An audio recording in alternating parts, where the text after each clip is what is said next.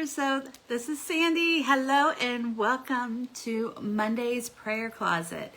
Every Monday night at 7 p.m. Eastern Time, I go live and we have a praise and worship devotional followed by prayer. So let's just jump in because I really don't know how I'm going to fit all this in within 10-15 minutes because this is like a whole year worth here. But if you've been following recently, in December, we did the month of December was worship, prayers of worship. January was Thanksgiving, and now we are here in February. So, hello February, welcome February. So, our prayer focus for February is going to be on forgiveness, prayers of forgiveness. Okay, so let's just jump in real quick and get going. So to forgive is to cancel a debt. It's to stop feeling angry, to stop feeling resentful towards someone, towards an offense, a flaw, a mistake. It's a verb word. It's an action word. It's actually something we have to do. So for this first week, we are going to go over prayers of forgiveness for salvation. I thought that would be a great place to start there. And our scripture is going to come from Romans 10, 9 and 10. And it says that if you confess with your mouth Jesus is Lord and believe in your heart that God raised him from the dead, you will be saved. For it is with your heart that you believe and are justified, and it is with your mouth that you confess and are saved. So once again, it's an action. We're doing something. So in a nutshell, God is holy, and our sin separates us from God. The word says that no one is perfect, not one. But Jesus gave up his divinity and came in human form and was perfect and sinless. Thus, he was fulfilling the law that was given to Israel. Remember the whole 10 Commandments? Yeah. He was the perfect sacrifice. He took up our sins upon him and took our punishment that we justly deserved upon himself. Through his blood, we received that gift of salvation. Hence, this is where our first prayer of forgiveness and of salvation would come from. Salvation is not something we can earn. There's nothing we can do to have salvation. We accept the salvation when, one, we hear it from the gospel. So first you have to hear it. 2, we receive the gift of faith from the Father. This faith is a gift. Once again, it's not something that we are doing. He gives us this gift of faith to believe. 3, we declare Jesus as our Lord and our Savior. 4, we ask for forgiveness of our sins through the blood of the Lamb. And 5, we turn away from our old life and become a new creation in Christ. Now we have access to a relationship with God through the forgiveness of our sins, and we are justified by God, sanctified by the blood, and made holy in his image. The Bible speaks of forgiveness often because it is such a central point of Scripture. We need that forgiveness to even come into the family. It is through Christ's life and sacrifice on the cross that we have that grace and forgiveness before God of our sins. And because of the love God has for us, he made this new way for us to become his children. So he already had this in plan. The word was already going to come into flesh in plan. None of this took God by surprise. And it almost seems so easy. Like really, because I think in our humanness, we want to do something. And so we try to set up traditions, regulations. If you pray this or if you say this, then this. And it's none of that. There's nothing that we can do. And it says, nothing that man may do may he boast. So God's not giving us a chance to boast that I did this. So God is going to, forgive me. And it doesn't work that way. It's really very simple. He says, come to him as a child. And that's kind of where we have that childlike faith, where we come to him.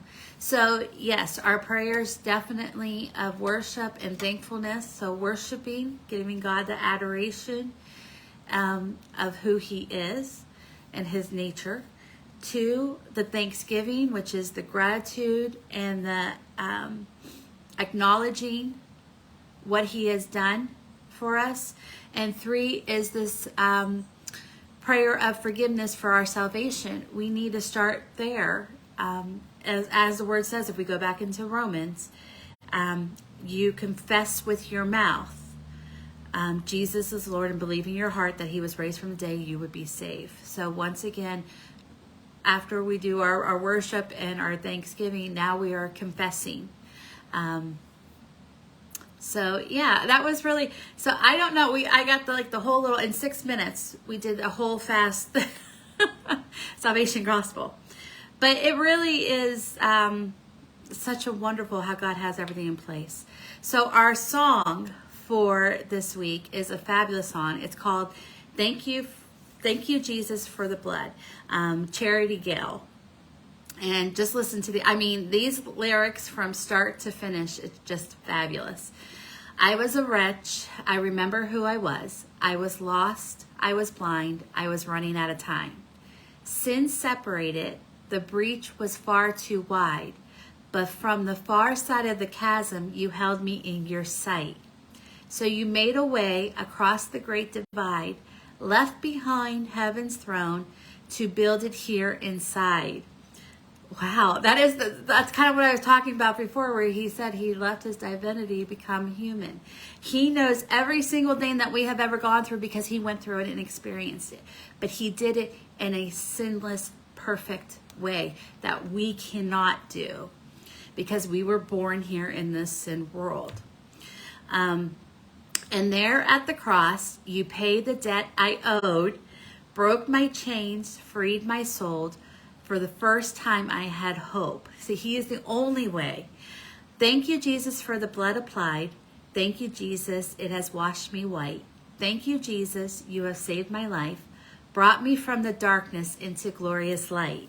You took my place, laid inside my tomb of sin. Oh my goodness, this is fabulous. You were buried for 3 days, and then you walked right out again.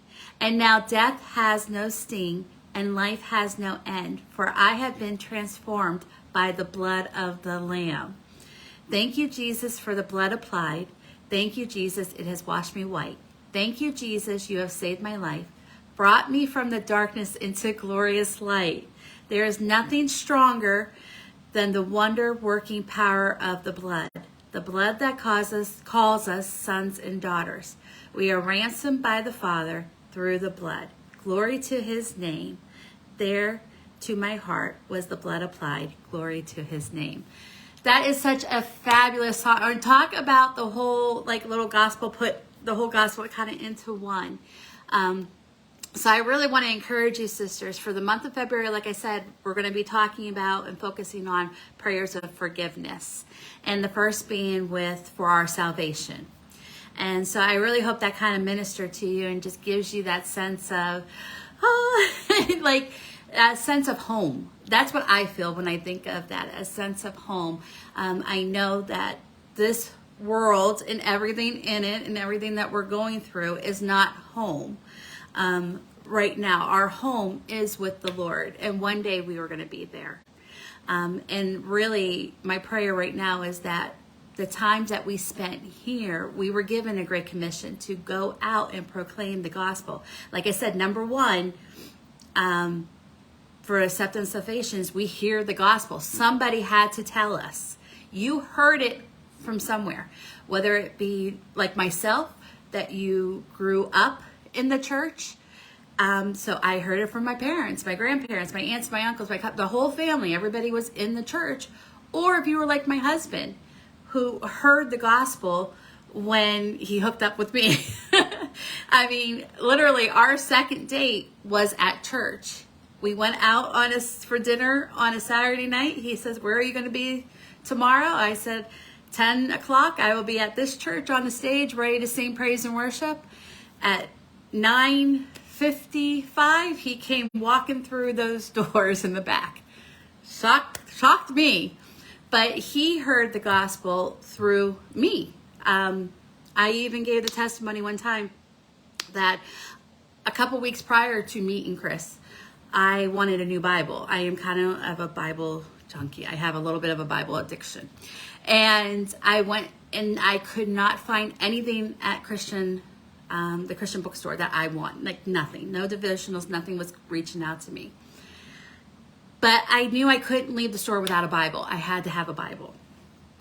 And I ended up taking the Bible, and I remember putting the Bible on the counter, and it was the ugliest brown Bible you ever did see. It was two-tone brown Bible.